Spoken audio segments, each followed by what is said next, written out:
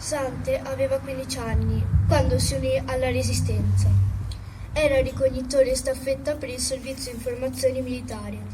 In pratica, percorreva ogni giorno centinaia di chilometri in bicicletta per portare messaggi sullo stato di avanzamento dei lavori di fortificazione tedeschi in vista di un possibile sbarco alleato in Adriatico.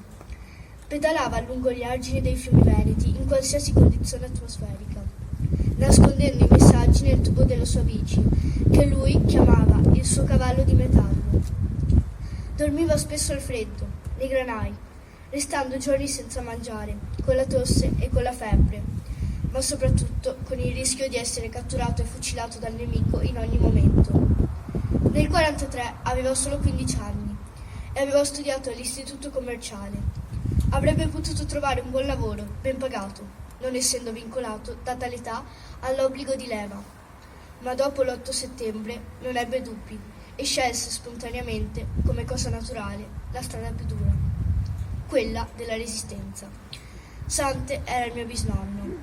È morto nell'84 e non l'ho mai conosciuto, ma con la sua storia, che è la storia di tanti, mi ha lasciato un grande insegnamento che oggi molti danno per scontato.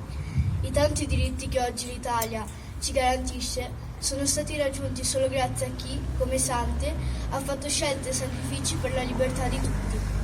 Buon 25 aprile a tutti voi.